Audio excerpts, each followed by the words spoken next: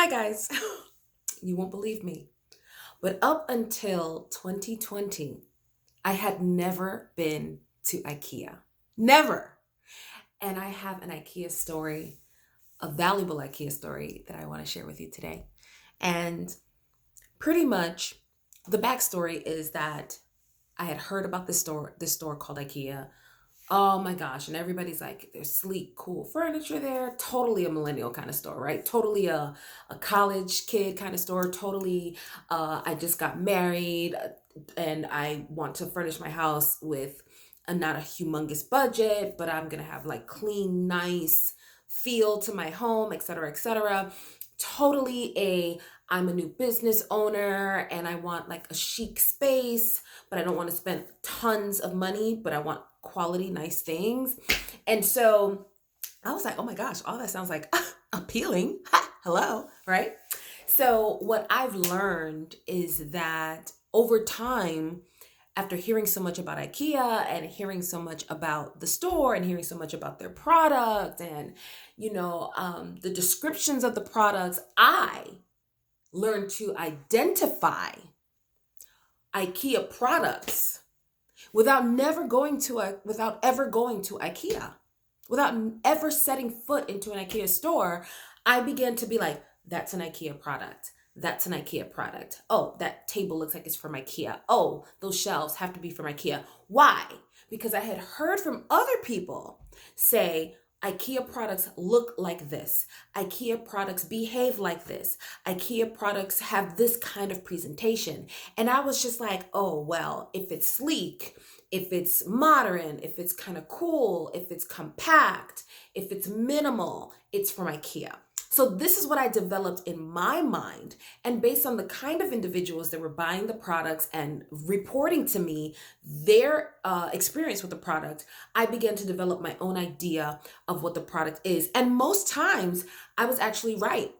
Mind you, at this point, I had never gone online to look at an IKEA store. I mean, ever. I had never set foot into an IKEA store, ever. And so I was just going by what people were sharing and saying to me, right?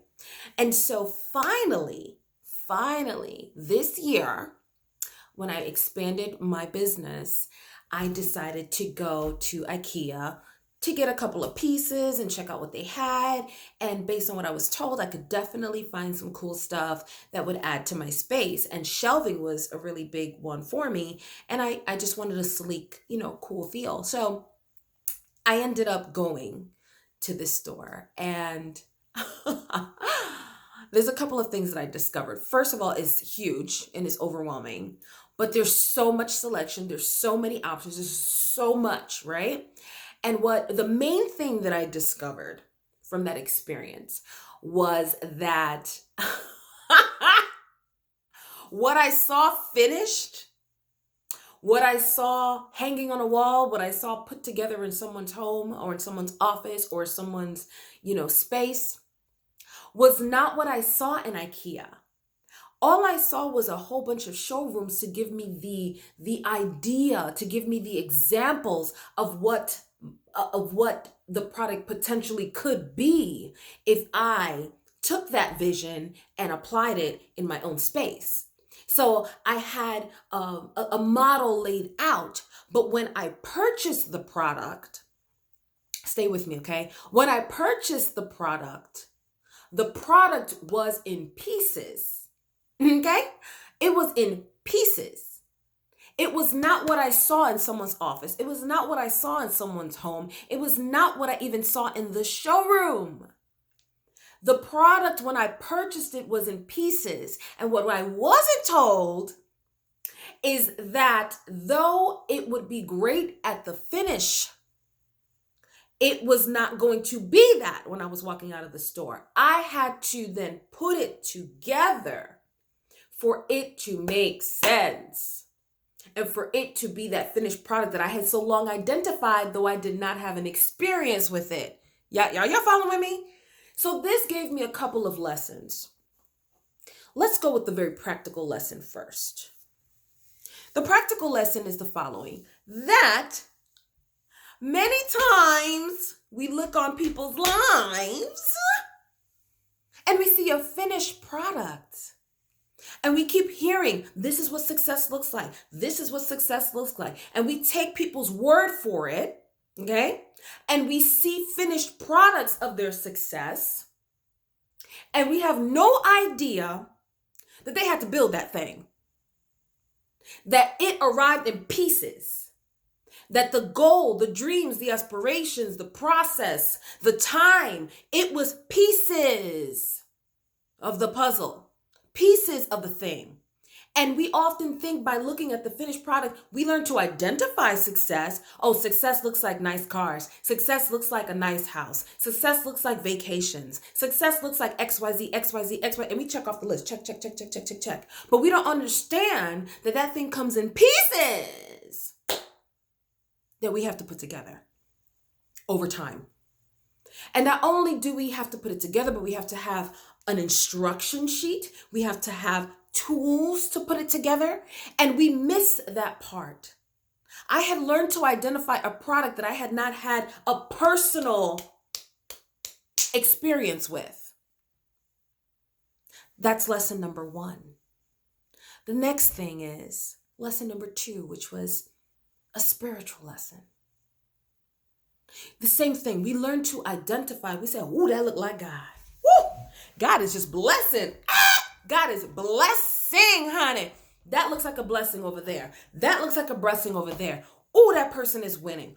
Oh, that person is being blessed.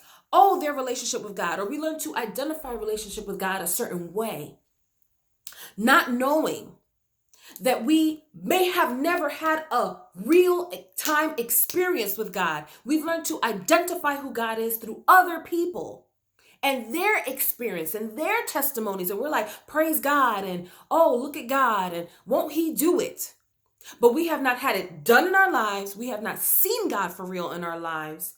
And we don't even know how to really seek him, to really know him, to understand how he moves in our lives. And that sometimes when he moves in our lives, for us to have the finished product of a testimony, we will experience pieces.